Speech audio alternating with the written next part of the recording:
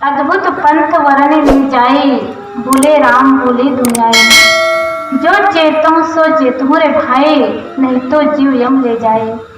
शब्द न माने कथे ज्ञाना, ताते यम दियो है थाना। संशय सावज बसे शरीरा, तिन खायो अनवेधा हीरा। संशय सावज शरीर में, संगई खेल जुआरी।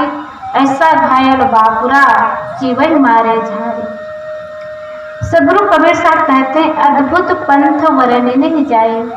इस संसार में ऐसे ऐसे संप्रदाय हैं जिनका वर्णन करना बहुत कठिन है, और इसीलिए लोग राम को तो भूल ही गए, दुनिया के व्यवहार को भी भूल गए।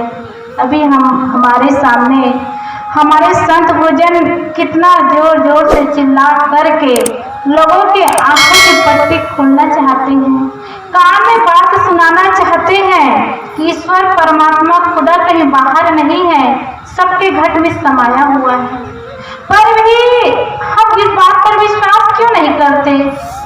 इसीलिए कि दुनिया में कितने कितने अद्भुत अद्भुत संप्रदाय हैं, अजीब अजीब संप्रदाय हैं, और उसी संप्रदायों की बातों को सुन करके लोगों को सत्य बातों पर विश्वास नहीं होता।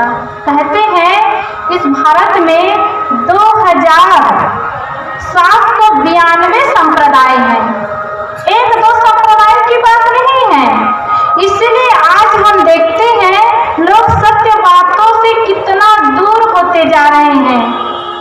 पशु पक्षी को देखो तो अपने पेट भरने के लिए धोखा खाते हैं, और आदमी को देखो तो पेट भरने के लिए नहीं, पेटी भरने के लिए धोखा खाते हैं और धोखा देते हैं। वो कैसे होता है? पशु पक्षी के पास बुद्धि नहीं है, विवेक नहीं है, लेकिन उसके पास भी वो पेट भरने की चीज देंगे तभी खाएंगे। आदमी के पास कोई भी चीज डाल दीजिए वो विवेक नहीं करते। एक चूहा के पास आप मिट्टी के लड्डू बना करके रख दीजिए, और बगल में एक बेसन के लड्डू बना करके रख दीजिए, वो चूहा मिट्टी के लड्डू की तरफ वो जाएगा ही नहीं, और बेसन के लड्डू को तुरंत खाना शुरू कर देगा। वो लड्डू कहाँ पर है, किस जगह है, ये नहीं देखेगा चूहा, क्योंकि वो उनका आहार है। और मिट्टी के लड्डू को वो कुछ नहीं करेगा। चूहा के पास भी इतना दिमाग है। बिल्ली के पास आप मिट्टी के चूहा बना दीजिए, और एक तरफ रियल का चूहा हो उसके पास, तो रियल सचमुच के चूहा को झपट्टा मारेगी बिल्ली, लेकिन मिट्टी के चूहा को झपट्टा नहीं मारेगी। एक कुत्ता के पास मिट्टी का बिल्ली बना दीजिए, और दूसरी तरफ सचमुच के बिल्ली को रख दीजिए, तो वो कुत्ता सचमुच के बिल्ली पर ही दौड़ेगा, मिट्टी के बिल्ली पर नहीं दौड़ेगा। इतना दिमाग किसके पास है? जानवर के पास, पशु पक्षी के पास, जिसको विवेकहीन कहा जाता है, और मनुष्य जीवन सबसे महान कहा जाता है। और सज्जनों, वही मनुष्य जीवन में आकर के आदमी मिट्टी के देवी देवता के सामने माथा टेकता है, सर झुकाता है और वरदान मांगता है। खुद उसको मिट्टी से बनाए, खुद सजाए, खुद रंग रोपण लगाए, सामूहिक ढंग से खुद एक जगह बिठाए, और उसी के जय जयकार किए, और उसी के चरणों में जाकर के माथा टेके, और इतने ही नहीं, उसी से वरदान मांगे कि मुझे बेटा दे दीजिए, मुझे धन दे दीजिए, मेरी नौकरी लग जाए।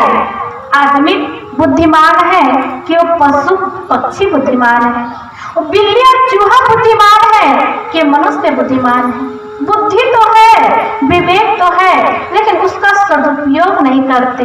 इसीलिए तो सदगुरु कबीर साहब को कहना पड़ा कि ऊपर की दो गई हियो की गई हेराए, और कहीं कबीर जाके चारे गई ताको कहाँ उपाय। ऊपर के दोनों तो फूटे हुए हैं, क्यों? क्योंकि हम देख ही नहीं रहे हैं, हमारे आंखों में पट्टी लगी हुई है, अज्ञान का आवरण लगा हुआ है, और विवेक और विचार भी अगर नहीं है तो आंख होते हुए भी आदमी अंधे के समान जीवन जीते हैं। इसलिए सदगुरु और विचार की 2 आंख 4 आंख कहे हैं। जिनको चारों आंख नहीं है उसके लिए क्या उपाय किया जाए? एक बार रावण और कुंभकर्ण में चर्चा हुई तो रावण ने पूछा, कुंभकर्ण क्या तुम पूरी जिंदगी यूं ही बर्बाद कर देगा? रावण ने कहा, भ्राताश्री आपको एक प्रश्न क्यों पूछना पड़ा? कुंभकर्ण जब पूछा कि भ्राताश्री प्रश्न आपको क्यों पूछना पड़ा, रावण ने कहा, तू 6 मास सोया रहता है, साल में 2 ही बार तो उठता है। कुंभकर्ण ने कहा, भ्राताश्री आपके प्रश्न का उत्तर मैं दूंगा, लेकिन उत्तर देने से पहले मेरा एक प्रश्न है। रावण ने कहा, कौन सा प्रश्न है? कुंभकर्ण ने कहा, भ्राताश्री मैं 6 मास सोया रहता हूँ तो मैंने गवाया क्या? और आप पूरे साल जागते हैं तो आपने पाया क्या? सज्जनों, इसका उत्तर रावण के पास नहीं रहा, वो सर झुका लिया। जिनके चमड़े की आंख बंद है उसे संसार का लाभ तो होता ही नहीं, लेकिन हानि भी नहीं होती। किसके समान? कुंभकर्ण के समान। और जिसके चमड़े की आंख खुली है उससे संसार का लाभ नहीं होता, सिर्फ हानि होती है। किसके समान? रावण के समान। और जिसके चमड़े की आंख खुली है, साथ में विवेक और विचार की भी आंख खुली है, उससे संसार की हानि नहीं होती, राम लाभ ही होता है। किसके समान? श्री राम के समान। अब हम अपना नंबर देखें, हमारा नंबर कुंभकर्ण में है कि रावण में है कि श्री राम में है? हम विवेक की आंख खोलें। हम जीवन जीते हैं तो केवल जीवन अंधों की रैली नहीं है सज्जनों, आंख वालों की यात्रा है। इसलिए आंख खोल करके जीवन जिए, बेहोशी में जीवन न जिए। जीवन को हम अंधों की रैली बना देते हैं। भेड़िया भसान कहते हैं ना, एक भेड़ जिधर जाए फिर उधर चली जाती है, विवेक नहीं करते। ऐसे ही दुनिया आज हम देखते हैं, चमत्कार का नमस्कार होता है। जितनी भीड़ होती है लोग उतना ही उधर दौड़ते हैं, जितना चमत्कार होता है लोग उतना ही नमस्कार करते हैं। एक बार की बात, गुरुदेव श्री अभिलाष साहब जी का ध्यान शिविर सूरत में चल रहा था। हम लोग एक जगह घूम करके आए, गुरुदेव वहां की चर्चा पूछे। चर्चा पूछने के बाद गुरुदेव ने कहा, हम लोग का सिद्धांत और हम लोग का संप्रदाय कितना अच्छा है। भले भीड़ नहीं है लेकिन साफ पाक है, कोई अंधविश्वास नहीं, कोई चमत्कार नहीं, कोई मान्यता नहीं, कोई आडंबर नहीं। कितना सुंदर जीवन। इसी जीवन में रह करके ज्ञान में जीवन जी ले तो जीवन धन्य हो जाएगा, जीवन सार्थक हो जाएगा। बड़े बड़े महापुरुष इसी मार्ग में चल करके कबीर के ज्ञान को लेकर के महान हो गए। अब महापुरुषों के त्याग तपस्या के अनुभव पर रस समाज में दिए कि दुनिया में कहीं ईश्वर परमात्मा खुदा बात के लिए बाहर मत भटकिए, वो आपके घट में समाया हुआ है। यही बात तो सुन रहे हैं, लेकिन इसी बात को बताते बताते लोगों के मन में होता है कि अगर ऐसा होता तो फिर दुनिया के लोग जो कहते हैं, पूजा करते हैं, क्या ये गलत हो सकता है? कुछ साल पहले ये सुनने को मिला, कहीं आसपास के कोई भाई ये कहे कि अरे अभिलाष साहब तो हम लोग को बुद्धू बना दिए, धोखा दे दिए। वो यही कहते रहे कि भगवान कहीं नहीं होता है, लेकिन हम लोग भ्रम में पड़े रहे। आज जो सदगुरु अभिलाष साहब को मान रहे हैं, संत समाज सदगुरु कबीर साहब को मान रहे हैं, उनके पास जाकर के बैठिए और पूछिए, क्या वो इस संप्रदाय में आकर के, इस मत पंथ में आकर के धोखा खा रहे हैं? जब खुद धोखा में है तो समाज को क्या धोखा देंगे? तो ऐसे ऐसे संप्रदाय है सज्जनों, जिनमें पढ़ करके, लग करके, मिल करके लोग सत्य बातों से बहुत दूर चले जाते हैं। फिर विवेक विचार करना और निर्णय करना तो बहुत दूर हो जाते हैं। इसीलिए आदमी की विशेषता और मनुष्य की महानता बताई जाती है कि विवेक और विचार करके जीवन जिए, सत्य को समझे और सत्य पर विश्वास करे। तो सदगुरु कबीर ने कहा, अद्भुत पंथ वर्णन नहीं जाए। ऐसे ऐसे संप्रदाय है जिनका वर्णन करना बहुत कठिन हो गया है, और इसी कारण भूले राम भूली दुनियाई। लोग राम को तो भूल ही गए हैं, राम कहाँ है ये जान ही नहीं पाते। जब जब जब आपके गांव में कबीर पंथ का सत्संग होता है, यही बताया जाता है कि सतगुरु कबीर साहब घट घट निवासी राम को ही माना है और उसी को बताए हैं। क्या उस राम को हम मान पाए? और उस राम को मानने का मतलब क्या है? इंसान से प्रेम करना, क्योंकि हर इंसान के घट में वही आत्मा समाया हुआ है।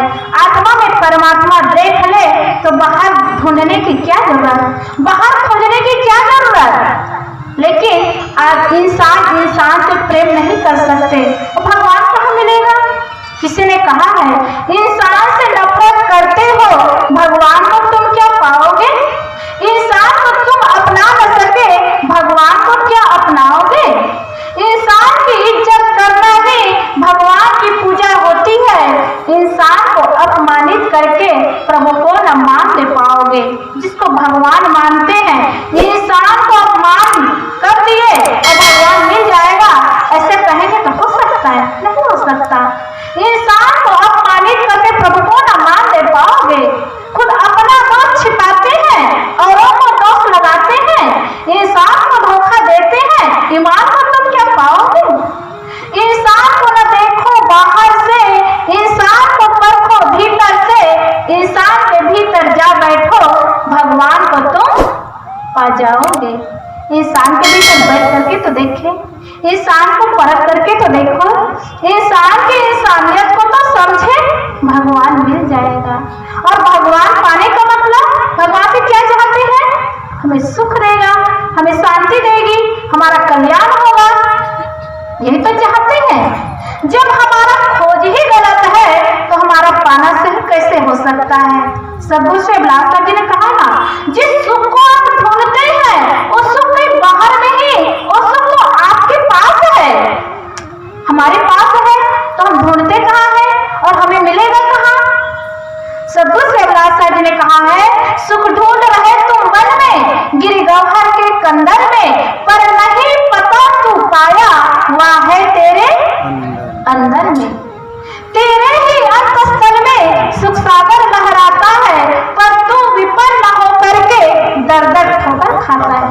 घर में, वन में, मंदिर में, चौराहों बाजारों में, सेठों के गोदामों में, नृत्य के कोषागारों में, पूरब में व पश्चिम में, नभ के तारों तारों में, और सुख शांति नहीं पाओगे मंदिर ठाकुर द्वारों में। सुख और शांति के लिए बाहर खोजे, हमें नहीं मिल सकता।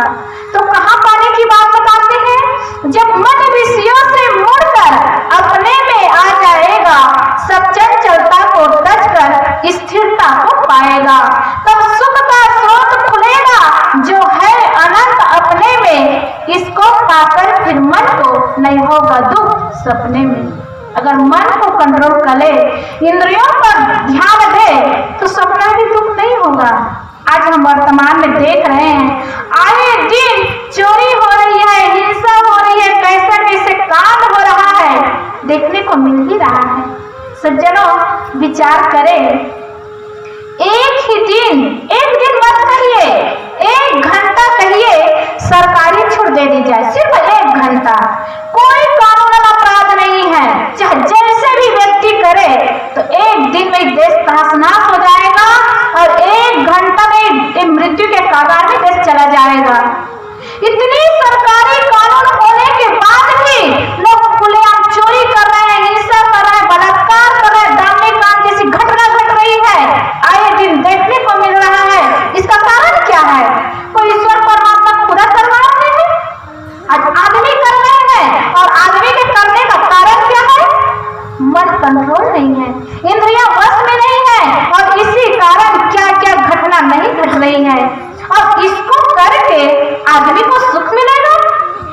सरकार चाहे जितनी सुविधा कर दे और जितना सुख संपन्नता का रास्ता बता दे, और चाहे धन संपत्ति कितना भी दिलवा दे, आदमी के मन में कंट्रोल नहीं हो पाएगा, इंद्रियां संयमित नहीं हो पाएंगे, तो जीवन में सुख नहीं आ सकता। इसीलिए सबसे खास बात है, जीवन को सुखमय बनाना है, शांतिमय बनाना है, तो अपने मन और इंद्रियों पर साधना शुरू करें। सद्गुरु साधना की बात क्यों बताते हैं? कंट्रोल करिए, साधना करिए, गुरु और संतों से मिलिए, क्यों कह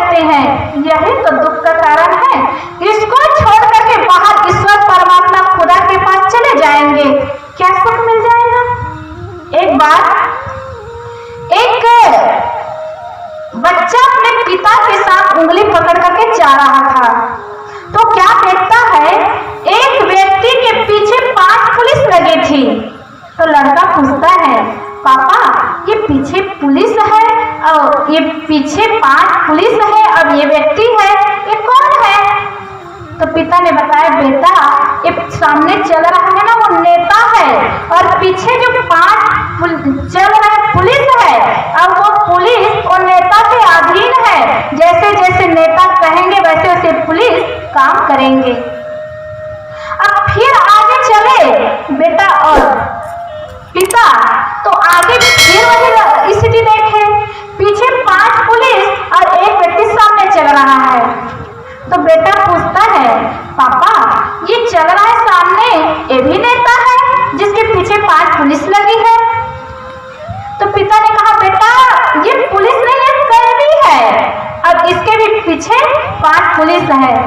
बेटा ने पूछा पापा पहले चल रहा था उसके भी पीछे 5 पुलिस और अभी चल रहा है उसके भी पीछे 5 पुलिस, तो अंतर क्या है? कहा बेटा जो पहले चल रहा था उसके पीछे 5 पुलिस थी और पुलिस नेता के अधीन रहे, अब अभी जो चल रहा है उसके पीछे भी 5 पुलिस है लेकिन वो कैदी 5 पुलिस के अधीन है। पहले वाला में नेता के अधीन 5 पुलिस और बाद वाला में पुलिस के अधीन एक कैदी। यही बात हम लोगों की है। जो महापुरुष अपने मन को वश में कर लेता है उनके अधीन ये इंद्रियां चलती है।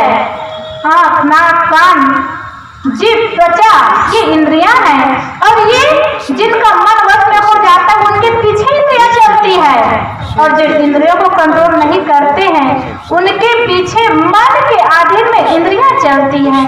तो सुख कहीं बाहर खोजेंगे तो बाहर कहाँ मिलेगा? मन को इंद्रियों को कंट्रोल करे तो उससे सुख मिलेगा। सदगुरु कबीर ने कहा है लोग राम को तो भूल ही गए कि घट घट में राम का वास है, घट घट में आत्मा समाया हुआ है और वो आत्मा ही परमात्मा है। उसको जाने उसको पहचाने और जानना पहचानना क्या है? बाहर तो देखो तो दिखाई देता है, अब आत्मा को कैसे दिखाई दे? आत्मा को कैसे देखे? वो कैसे दिखाई देगी? सतजन कहते आत्मा को देखना नहीं है, आत्मा को अनुभव करना है। दिखाई नहीं देता है ज्ञान क्रिया ना अवस्था ताही याते सब निर्जीव है, जिसमें ज्ञान नहीं क्रिया नहीं अवस्था नहीं वो सब तो निर्जीव है। ज्ञान क्रिया अवस्था अमरता का लक्षण जिसमें हो वो सजीव है, ये भी दिखाई देता है। लेकिन आत्मा कोई ऐसी वस्तु नहीं जिसको हाथ में ले ले और हम उसको देख सके, इसलिए आत्मा को अनुभव करना है और अनुभव करके उस आत्मा में स्थित होना है। यही बात हमारे सद्गुरुजन बताते हैं। उस आत्मा में स्थित होना ही जीव की मुक्ति है, जिसमें बाहर कोई भटकाव नहीं, कोई अंधविश्वास नहीं, कोई चमत्कार नहीं, कोई मान्यता नहीं। इसलिए उस आत्मा को जानना, उस आत्मा को पहचानना, उस स्वरूप की पहचान करना सही राम की पहचान करना है। सदगुरु कबीर साहब कहते हैं इस संप्रदाय में पढ़ करके मजहब के उलझन में पढ़ करके लोग राम को तो भूल ही गए। दूसरी बात कहते भूली दुनिया के व्यवहार को भी भूल गए। ये बड़ी बात है, राम को तो पहचान ही नहीं पाए लेकिन दुनिया के व्यवहार को भी भूल गए। आज हम देख रहे हैं अन्य मत पंथ संप्रदाय वाले कहते अरे वहां तो कबीर वालों का सत्संग हो रहा है, वहां तो गायत्री वालों का सत्संग हो रहा है, वहां राधा स्वामी वालों का सत्संग हो रहा है। एक दूसरे के सत्संग में नहीं जाएंगे। क्यों? क्योंकि व्यवहार ही छूट गया है, बदल गया है। आदमी का सिद्धांत अलग, आदमी की मान्यताएं अलग, आदमी का मजहब अलग, आदमी का संप्रदाय अलग। आदमी आदमीयता से दूर हो गए, व्यवहार से बहुत दूर चले गए, एक दूसरे से मिलना नहीं चाहते, एक दूसरे से व्यवहार करना नहीं चाहते। और व्यवहार सुंदर कैसे बनेगा? व्यवहार को सुंदर बनाना है तो ये चाहिए कि आदमी को पहचाने, मत पर संप्रदाय को नहीं। आदमी को पहचानेंगे तभी आदमियत आ सकती है, तभी व्यवहार सुंदर बन सकता है। व्यवहार को सुंदर बनाने के लिए सज्जनों कहते हैं जब तक जीवन व्यवहार सुंदर नहीं होगा तो परमार्थ कैसे सुंदर बन पाएगा? एक सिक्के के दो पहलू होता है, एक चित और दूसरा पट। व्यवहार सुंदर नहीं बनेगा तो परमार्थ कैसे बना पाएंगे? मिटता है, क्योंकि कहते हैं ना, केवल गेहूं से भूख मिट सकती नहीं, केवल गुलाब पर ही नजर टिक सकती नहीं है, दोनों की जरूरत, एक चक्कर से गाड़ी चल सकती नहीं। जीवन के कल्याण के लिए व्यवहार और परमार्थ दोनों की आवश्यकता है। जैसे गृहस्थी की गाड़ी चलाना है तो स्त्री और पुरुष से गृहस्थी की गाड़ी चलती है। जीव का कल्याण करना है तो व्यवहार और परमार्थों को मिला करके जीवन का कल्याण होता है। आज आत्मा को तो भूल ही गए, परमात्मा से तो दूर हो ही गए, व्यवहार से भी आदमी बहुत दूर होते जा रहे हैं। जिस राम राम की रट होती है, अगर वो राम को हम कितना भी पुकारे, क्या वो राम हमारे सामने आ सकता है? आज जिस गांव से हमको कल आना हुआ, आते आते उन्होंने प्रश्न किया, उन्होंने कहा, कहते हैं जीव एक अंश है कि अविनाशी है? मैं कही कि अगर किसी का अंश होता तो फिर अविनाशी कैसे, अविनाशी है तो अंश कैसे? अंश का मतलब टुकड़ा में होना। अब आत्मा को कहीं अलग खोजेंगे, अलग पाएंगे राम को, तो राम कहीं अलग नहीं मिल सकता। निश्चित है, जिस राम की चर्चा आज समाज में होती है, समाज के लिए एक आदर्श है, लेकिन हम राम राम का रथ लगा करके राम को पाना चाहेंगे, सज्जनों, राम नहीं मिल सकता। राम राम का रथ लगा करके हम राम से कल्याण चाहेंगे तो नहीं मिल सकता। इतना जरूर है कि राम का आदर्श लेंगे तो व्यवहारिक जीवन हमारा सुखमय बनेगा, गृहस्थी जीवन एक आदर्शमय बनेगा। इसके लिए एक राम के आदर्श की आवश्यकता है। गृहस्थी जीवन में रह करके श्री राम ने कितना सुंदर व्यवहार किया। ये एक समाज के लिए, परिवार के लिए एक आदर्श है। कौन सा आदर्श है? उनके जीवन के को ले करके हम अपने जीवन को बदले, जीवन का सुधार करें, ये एक सीख है। लेकिन हम कहे राम राम की रट लगाएंगे, कथा करेंगे, रामायण पढ़ेंगे, दो आंसू बहा लेंगे और राम हमें दर्शन दे देगा, सज्जनों, ऐसा नहीं हो सकता। राम को माने लेकिन राम की भी माने। आज सिर्फ राम को मानने में अटक जाते हैं, राम की मानने में नहीं लगते। राम को मानना क्या है, राम की मानना क्या है? राम को मानना है राम का चित्र लेकर के उसकी पूजा करना, प्रार्थना करना और दर्शन करने के इच्छुक बने रहना, ये राम को मानना है। और राम की मानना क्या है? श्री राम ने जो कहा है उसके अनुसार जीवन जीना, श्री राम ने जो आदर्श दिया है उसके अनुसार जीवन बनाना, ये राम की मानना है। एक गृहस्थी जीवन में रह करके राम ने जो आदर्श दिया, कौन सा आदर्श दिया?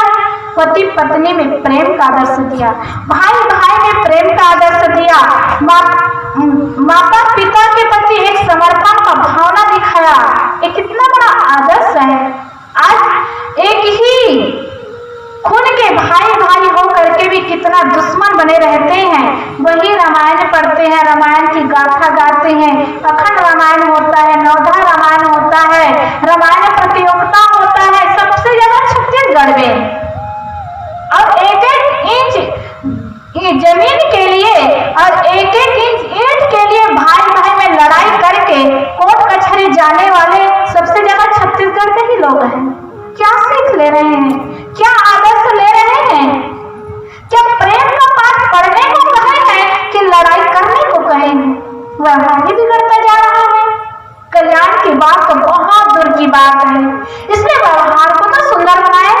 आज पति पत्नी की बात देखो, जगह जगह लव मैरिज चल रहा है, अपने पसंद से शादी कर रहे हैं, लेकिन वही पसंद से शादी करने वाले 5 साल के बाद तलाक दे रहे हैं। कारण क्या है? प्रेम करते हैं लेकिन प्रेम में स्वार्थ छिपा रहता है। वही राम पत्नी से प्रेम किए लेकिन निस्वार्थ प्रेम। श्री राम ने शादी की पहली रात में कहा कि राजघराना में जितनी रानियां होती है वो राजा की शोभा होती है। मैं उपहार में तुम्हें वचन देता हूँ कि तुम्हारे अलावा, सीता के अलावा मेरे जीवन में कभी दूसरी स्त्री नहीं होगी। और जीवन भर वही निभाया, जो वचन दिया उस वचन का जीवन भर पालन किया और वचन निभाया। उनकी माताएं कौशल्या, कैकेयी, सुमित्रा सौतन थी। आज तो सौतन बहुत कम देखने को मिलती है।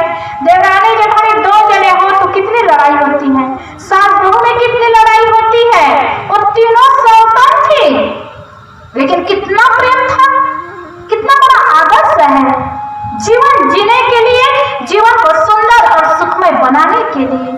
लेकिन तीनों में कितना बढ़िया प्रेम था। सास बहू में कितना सुंदर प्रेम बना रहा। उनकी बहुएं कितना बढ़िया सेवा करती थी सास की। जब वनवास का समय हुआ तो उस समय माता कौशल्या कहती है, अरे साथ साथ सीता भी मर जाएगी।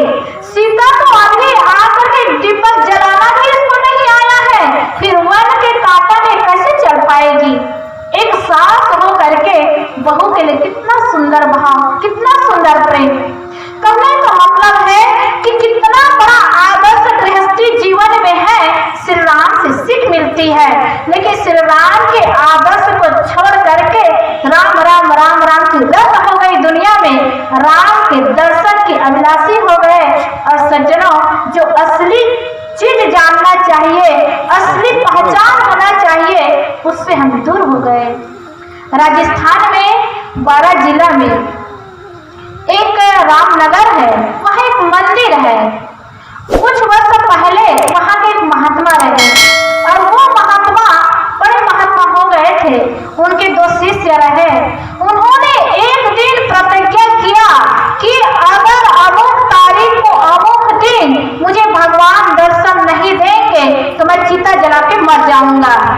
उनके शिष्यों ने कहा, गुरुजी आप ऐसा निश्चय मत करिए, ऐसी प्रतिज्ञा मत करिए, दुनिया में कोई भगवान नहीं है जो आंखों के दर्शन देगा। वह अपना रट लगाए रखा और सबको जुबान बंद कर दिया। उन्होंने कहा, तुम लोग चुप रहो, अगर भगवान है तो मुझे जरूर दर्शन देगा। समय आया, वो दिन आया और वो चिता बनाया और चिता बना करके कहने लगा, भगवान अगर आप है तो मुझे दर्शन दीजिए, मैं मर जाऊंगा, आप है तो मुझे दर्शन दीजिए।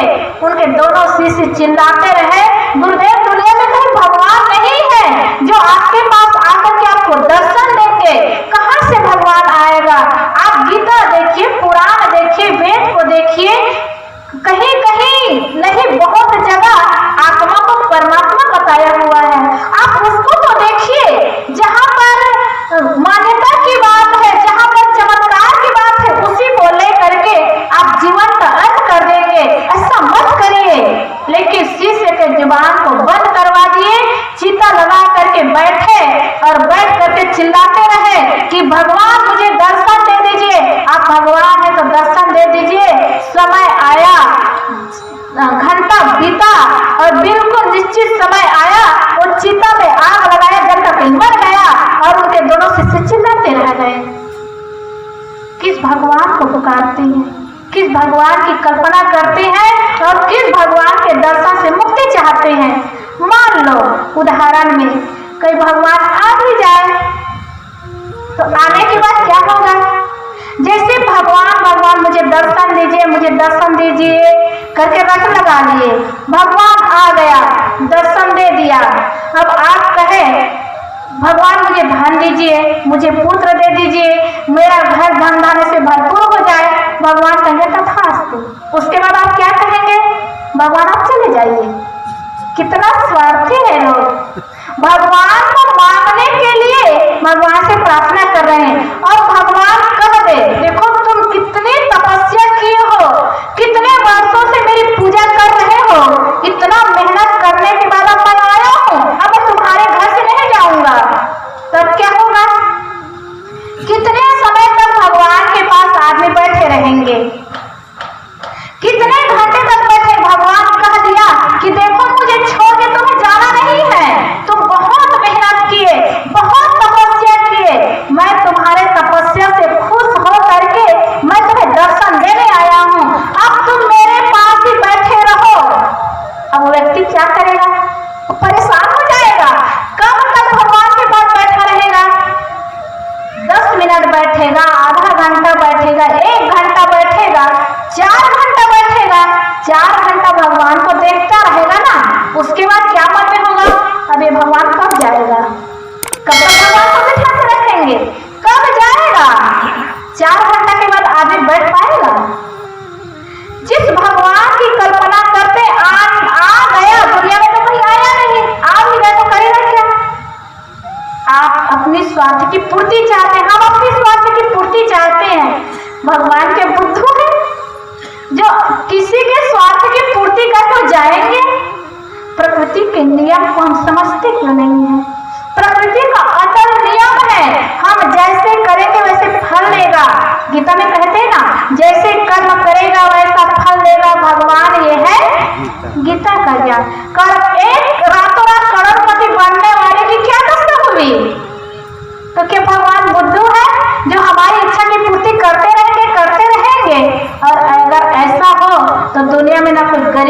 होते, न कोई लूले होते, न लंगड़े होते, न अंधे होते, सब भगवान से वरदान मांग लेते। बात यह है सज्जनों, हम व्यवहार को भूल गए हैं, व्यवहार को बदल दिए हैं और व्यवहार को सही बना नहीं पाते। इसलिए सदगुरु कवि ने कहा, भूले राम भूले दुनियाई। लोग राम को तो भूल ही गए, वो दुनिया के व्यवहार को भी भूल गए। आज ऐसे ऐसे संप्रदाय आ गया है जो माता का शरीर छूटा है, पिता का शरीर छूटा है, लेकिन मिट्टी देने नहीं जा सकते। माता पिता के अंदर में कितना अहम रहता है, मेरा बेटा है, मेरा बेटा मिट्टी देगा, मेरा बेटा चिता में आग लगाएगा, लेकिन ऐसे ऐसे मतपन संप्रदाय से मिल जाते हैं, जुड़ जाते हैं। बेटा का लाश है, गांव वाले ले जा रहे हैं, मोहल्ला वाले ले जा रहे हैं, लड़ाई हो रही है, लेकिन बेटा के चिता में आग लगाने के लिए जा नहीं सकते। बेटा को कफन ओढ़ा नहीं सकते, बाप को कफन ओढ़ा नहीं सकते, और बाप के जाने के बाद लोग आंसू बहा नहीं सकते। ऐसे ऐसे संप्रदाय देखने को मिल रहा है, वह फिर क्या बनेगा। इसलिए सदगुरु कवि कहते, जो चेताओ सो चेतो रे भाई, नहीं तो जीव यम ले जाए। अंधविश्वास, चमत्कार, मान्यताओं की बातों में न लगे, सावधान हो जाए। जो चेताओ सो चेतो रे भाई, यदि सावधान होना चाहते तो सावधान हो जाओ, नहीं तो जीव कोई वासनाएं लूट लेगी। वासना में तो सब चीज लूटते जा रहे हैं। लोग शब्दों को नहीं मानते हैं, शब्द न माने कथि ज्ञाना। मेरे निर्णय वचनों पर कोई नहीं ध्यान देते, मेरी सत्य बातों को कोई नहीं मानते, लेकिन लोग अंधविश्वास में, चमत्कार में, मान्यताओं की बातों में उड़ते चले जाते हैं, बहते चले जाते हैं। किसको मैं पुकार करके कहूँ, किसको चिल्ला करके कहूँ। और सदगुरु कबीर साहब भी पुकार पुकार करके, चिल्ला चिल्ला करके लोगों को समझाते रहे। दादा भाई बाप के लेखो चंदन हुई है बंदा, आपकी पुरिया जो निर्वारे सोजा सदानंदा। बाप कहते हैं, भाई कहते हैं, दादा कहते हैं, चरणों पर दास भी बनने के लिए तैयार है। किसके लिए? जो उनकी बात मान करके जीवन का कल्याण कर ले, भटकाव से दूर हो जाए, अंधविश्वास और मान्यताओं से अपने आप को ऊपर उठा ले। क्या सदगुरु कबीर साहब के निर्णय वचनों को समझ पाते हैं? उनके सत्य बातों में चल पाते हैं? इसलिए उन्होंने कहा, सत्य न माने कथि ज्ञाना, ताते यम दियो है माना। लोग निर्णय वचनों को नहीं मानते, बल्कि अंधविश्वास, चमत्कार, मान्यताओं की बातों में उलझ जाते हैं। एक जगह एक बहन बाजार गई थी, साथ में छोटे से बच्चा को लेकर के गई। तो बच्चा वही बाजार के बीच में वो क्या किया, बच्चा को लेटरिन लगा तो बच्चा वही कर दिया। अब माता को संकोच लगी, अब इसको कहाँ ले जाकर के साफ करूं और धोऊं। तो वहीं पर भाजी खरीदी थी, तो उसी भाजी पत्ती को वो डाल दी।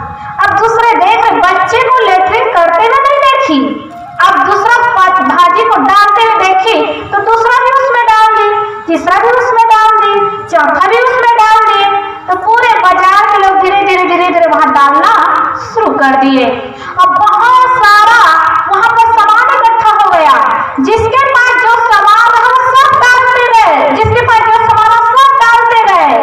बड़ा बाजार था, अब जहाँ जगह रही वहां पर माता डालती गई। अब सब लोग उसमें अपना सामान डालते गए, जितनी सब्जी रही सब्जी डाले, जो जैसा रहा वैसा डालना शुरू किया। 2-4 दिन के बाद में बहुत सारा इकट्ठा हो गया सामान। पुलिस आई, पता लगाए कि अभी तक तो यहाँ कोई भगवान प्रकट नहीं हुआ था, कौन सा भगवान प्रकट हो गया। तो पुलिस आने के बाद खोज शुरू किए, पता करवाए, पता लगाने पर पता चला कि वहां पर कोई बच्चा लेटरिन कर दिया था। अब वहीं से लोग डालते गए, तो वहां बहुत सारा सामान इकट्ठा हो गया। वही तो होता है, किसी भी पत्थर में आप लाल बंधन डाल दीजिए, कपड़ा लाल का लगा दीजिए तो भगवान बन गया। लोग कहते हैं मानो तो पत्थर, मानो तो भगवान, न मानो तो पत्थर।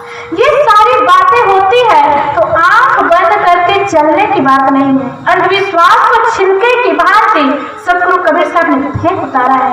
इसलिए उनके निर्णय वचनों को समझे, निर्णय वचनों को माने। तो सदगुरु कबीर ने कहा है, सत्य न माने कथे ज्ञाना ताते यम दियो है खाना।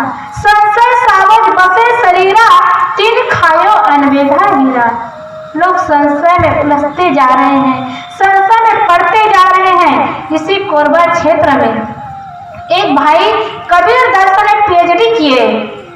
अब कबीर दर्शन में पीएचडी करने वाले पुस्तक भी लिखे कि कहाँ कहाँ छत्तीसगढ़ में कबीर आश्रम है, साधुओं का आश्रम कहाँ है, संतों का आश्रम कहाँ है।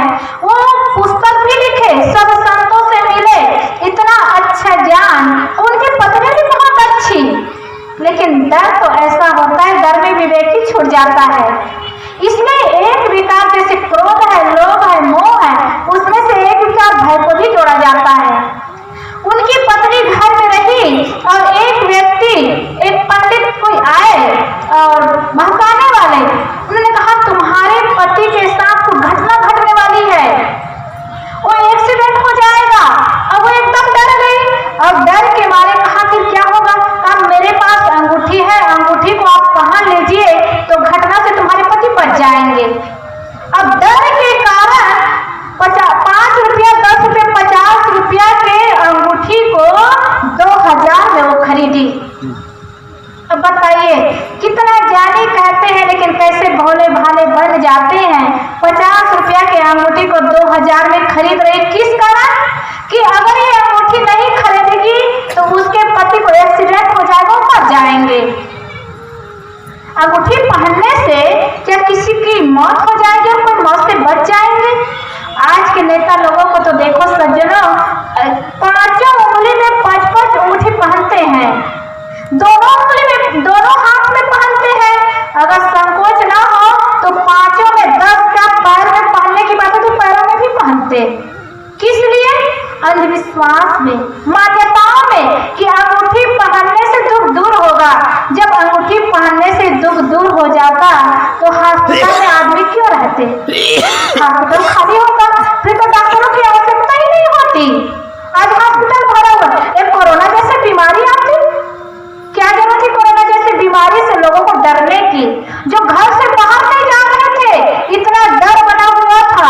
कितने लोग का शरीर छूटा, कोरोना का नाम आया, अंगूठी पहन लेते, भूत और भभूत का उपयोग कर लेते। आज ऐसा करने से होता तो लोग डर की दहशत में न मरते। ये अंधविश्वास, चमत्कार, मान्यताओं से हम कब ऊपर उठेंगे? इतने बड़े बड़े महापुरुष आए, यही ज्ञान की बात बताते रहे सज्जनों, लेकिन हम आंख बंद करके, आंखों में पट्टी लगा करके जीवन जी रहे हैं। इसीलिए अंधों की रैली नहीं, आंख वालों की यात्रा है दुनिया, और दुनिया में आंख खोल करके जीवन जीने वाले ही इंसान होते हैं। नहीं तो सदगुरु कबीर ने सबको इंसान कहा है, इंसानियत सब में आते तो सब इंसान बन जाते। तो जीवन महत्व की बात है, लेकिन जीवन में सही ज्ञान का होना, सही सद्गुरु का पाना, सही रास्ता में चलना, ये जीवन की सार्थकता है। तो सद्गुरु कबीर कहते हैं, संसार में पढ़कर के जीवन को बर्बाद ना करे। सारे अंधविश्वास और संसार में पढ़ करके ही तो जीवन नरक में जा रहा है। सब माने कथे ज्ञाना ताते यम दियो है थाना। संशय सावज बसे शरीरा तीन खायो अनवेधा हीरा। संशय सावज बसे शरीरा, इस शरीर में संदेह रूपी सर्प डंक मार रहा है और आदमी उस विषैले सर्प के जहर से डूबते जा रहे हैं। सज्जनों विवेक नहीं करते, विचार नहीं करते, इसलिए सदगुरु कबीर साहब विवेक और विचार पर ज्यादा जोर देते हैं। निश्चित है श्रद्धा की आवश्यकता है, श्रद्धा के बिना जीवन निरस्त है, लेकिन अंधश्रद्धा हो तो उसे कोई लाभ नहीं। कहीं कहीं तर्क की भी आवश्यकता है, ऐसा नहीं कि तर्क नहीं चाहिए। तर्क ना हो तो सत्य को पाया नहीं जा सकता, लेकिन हर समय तर्क करे तो कैंची की तरफ काटने में भी सत्य समझ में नहीं आता। इसलिए तर्क और श्रद्धा के बीच में विवेक का जीवन होना चाहिए। सदगुरु श्री राम सूरत साहब जी ने कहा है, श्रद्धा और विवेक के लक्षण ग्रहण करे सुख हो चले। श्रद्धा और विवेक का लक्षण जहाँ आता है और उसको ग्रहण करने से तब जीवन में सुख आता है। इसलिए संदेह में पड़ करके, अंधविश्वास में पड़ करके हम अपने जीवन को उलझाते जा रहे हैं। जीवन में उलझन कर जीवन जीते जा रहे हैं। उलझन से रहित जीवन जीना है तो संशय को दूर करे, संदेह को दूर करे। संशय सावत शरीर में संगई खेल जुआरी, ऐसा घायल बापुरा जीवन मारे झाड़ी। संशय सावत शरीर में संगई खेले जुआरी। जुआ की तरह हर व्यक्ति इस संशय से खेलते जा रहे हैं, मरते जा रहे हैं और जीवन नरक बनता जा रहा है। मैं सोच रही थी कि 5:30 बजे तक कार्यक्रम हो तो ठीक होता है, लेकिन 6 बजे तक किए, 6 बजे तक कोई बैठ नहीं पाते। इसलिए मैं सोचती हूँ कि कार्यक्रम यही समापन हो तो अच्छी बात है। संत तो जितना मंच मिल जाए कहते हैं, संतों के लिए माइक मायका है। जैसे मायके में बेटी स्वतंत्र हो जाती है ना, वैसे जिस संत के पास माइक आ जाए तो फिर सब स्वतंत्र हो जाते हैं बोलने में। घंटा 2 घंटा के 4 घंटे बोलेंगे। बात यह है समय से बोलना अच्छा होता है। इसलिए मैं कह रही थी कि संशय में पड़ करके जीवन नरकमय बनता जाता है। इसलिए संशय से ऊपर उठे और संशय को हटाने के लिए विवेक जागृत करे, भय को दूर करे तो जीवन सुंदर बनेगा, जीवन सुखमय बनेगा। इसलिए कई मत व संप्रदाय में पढ़ करके अपने विवेक को नष्ट न करे। आपको अपने सिद्धांत से विश्वास नहीं है? हम ये माने क्या हमारा सिद्धांत कमजोर है? क्या हमारे सिद्धांत में सही ज्ञान नहीं मिलता? क्या हमारा सिद्धांत में रहने वाले संत धोखे में है? अगर ये सिद्धांत को हम मजबूती से पकड़ेंगे और जानेंगे सज्जनों, तो कहीं भटकने की जरूरत नहीं, कहीं उलझने की जरूरत नहीं और कहीं किसी जगह हमें रोने धोने की जरूरत नहीं। इसलिए सौभाग्य की बात है कि हम सबको अच्छा ज्ञान मिला हुआ है, अच्छे ज्ञान देने वाले संत गुरुजन मिले हुए हैं और इतना बढ़िया रास्ता मिला हुआ है। उस रास्ते को पा करके मन में मान्यता, कल्पना, अंधविश्वास और चमत्कार में न पड़ करके उससे ऊपर उठे और विवेक का जीवन जिए। तो विवेक का जीवन होगा तो जीवन सुंदर बनेगा, जीवन सुखमय बनेगा, जीवन शांतिमय बनेगा। और अगर हम अपने स्वरूप को जान गए, अपने स्थिति की पहचान हो गई तो जीवन कल्याणमय हो जाएगा। इन्हीं शब्दों के साथ मैं अपनी वाणी को यही विराम करती हूँ।